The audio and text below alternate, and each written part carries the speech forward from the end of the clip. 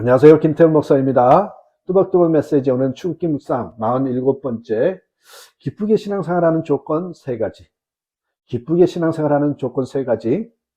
출애굽기 25장 1절에서 9절의 말씀 가지고 함께 뚜벅뚜벅 걸어가겠습니다. 전 세계적으로 위대한 지도자 300명을 분석해 본 결과 그들 중에 25%는 심각한 심리적 장애를 지니고 있었으며, 또한 그들 중에 50%는 유년 시절에 학대를 받았거나 빈곤한 가정에서 성장했던 것으로 나타났습니다. 이들이 그래도 인물이 된 이유에 공통점이 몇 가지가 있어요. 세계적인 지도자들은 자신들에게 어떤 일이 생겼을 때 부정적인 반응보다 긍정적인 반응을 보였다는 것을 말하고 싶은 겁니다.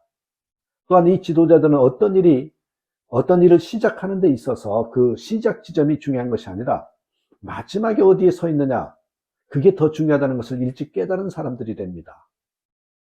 여러분이 어디서 시작하느냐는 어디서 끝나느냐만큼 중요하지 않습니다. 인생의 마지막 순간 우리가 어디에 서 있는가, 이것이 중요하다는 것입니다.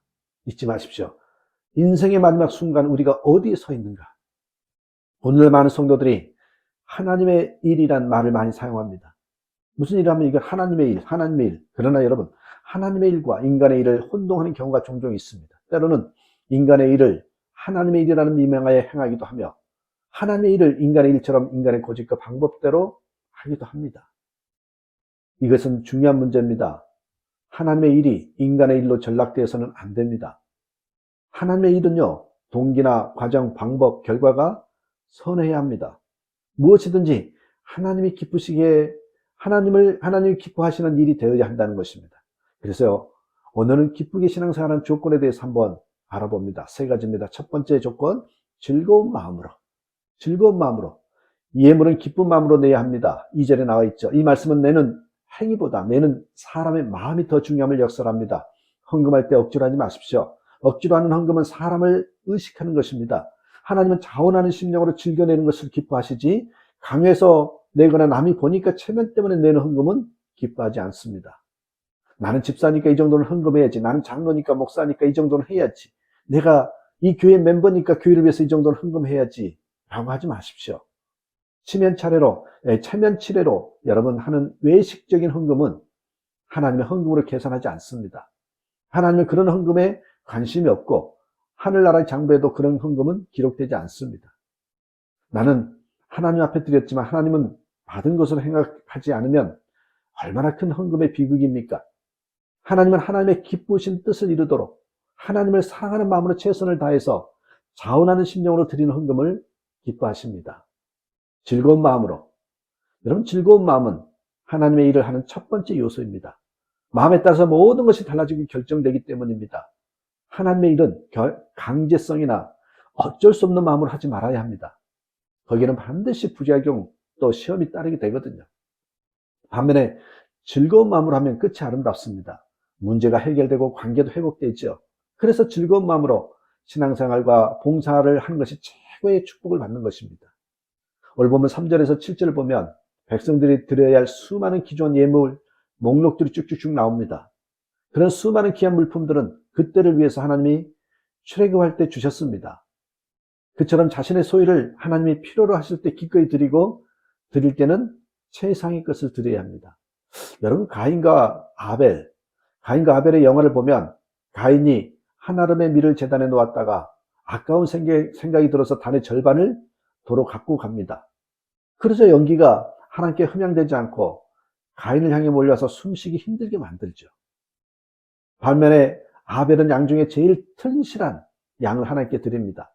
그러자 그 연기가 하늘로 그대로 흠양됩니다. 하나님은 속일 수 없습니다. 하나님을 사랑하면 최고의 것을 바치게 됩니다. 자녀를 사랑하면 자녀를 위해서 아끼지 않고 최고의 것을 주려는 그 마음과 같습니다. 그런 마음으로 하나님께 바치시라는 거죠. 두 번째는 여러분, 하나님을 위하여. 8절에요. 내가 그들 중에 거할 성소를 그들을 시켜 나를 위하여 짓되. 하나님께서는 성막 건축을 하면서 나를 위하여 지으라고 말씀하셨어요. 하나님을 위한 일이어야 함을 말씀하신 거죠. 금을 드리는 것은 하나님을 위한 것입니다. 실이나 염소토를 드린 것도 하나님을 위한 것입니다. 무엇이나 다 하나님을 위한 것입니다. 인간의 명예나 이익이 개입해서는 안 된다는 말씀이죠. 특정한 누구를 위함이 아닌 하나님을 위해서 해야 합니다. 인간이 하나님의 자리를 찾아가나 빼앗아서는 안 됩니다. 하나님을 위하고 드리고 충성을 해야 합니다. 하나님의 일이 아닌 것은 하지 맙시다.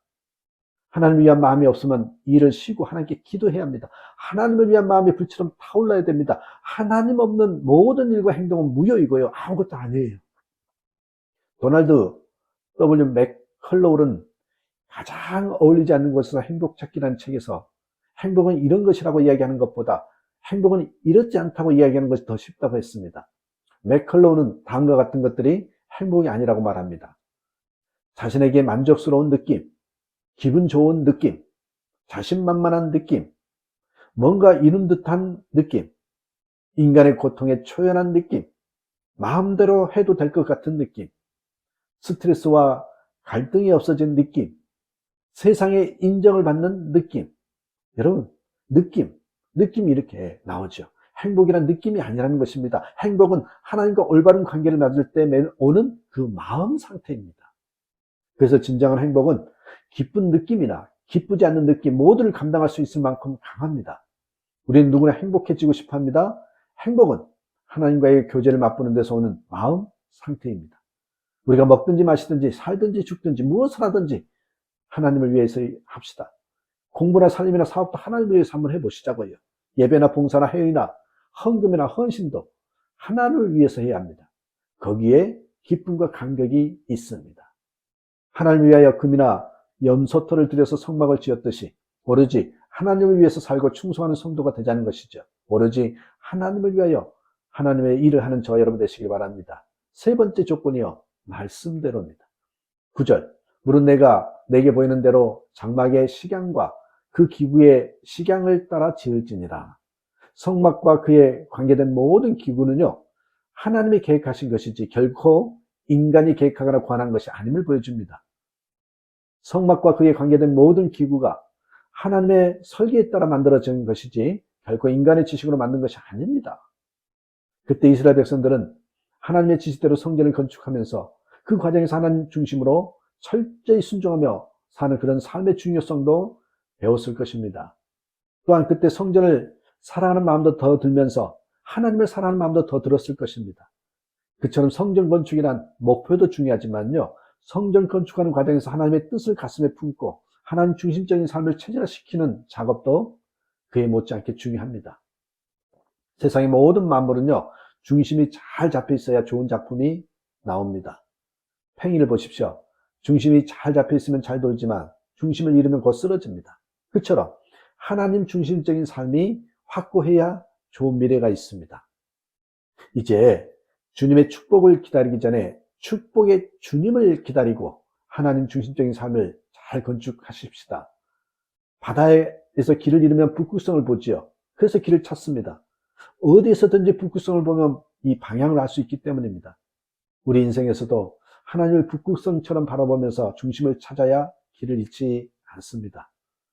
하나님의 중심은 말씀대로입니다. 하나님의 일을 하는 데 있어서는 인간의 장깨나 골머수수가 필요치 않습니다. 즐거운 마음으로 말씀대로 순종하면 됩니다. 어떤 이유로도 말씀을 떠나면 안 됩니다. 말씀에 대한 순종이 최고입니다. 하나님의 말씀만이 진리이며 생명이며 구원이 있지요. 성도와 교회는 하나님 말씀을 믿고 세상에 전해야 합니다. 성도들이 하나님 말씀에 갈급하며 말씀대로 살려고 하는 모습에서 여러분 아십니까? 복음이 전해지는 것이에요. 인간 중심의 신앙생활을 하는 사람과 말씀 중심의 신앙생활을 하는 사람들을 보면 하늘과 땅 차이를 느낄 겁니다. 하나님 말씀에 초점을 맞추며 말씀으로 돌아가는 신앙 계획이 계속되어야 합니다. 사소하고 극히 개인적이고 세상적인 것에 신경을 너무 쓰거나 목숨을 걸지 말고 하나님 말씀대로 살기 위하여 기도하고 순종하고 몸부림치는 정말 성도다운 성숙한 성도들이 다 되시기를 주님의 이름으로 축복합니다. 감사합니다.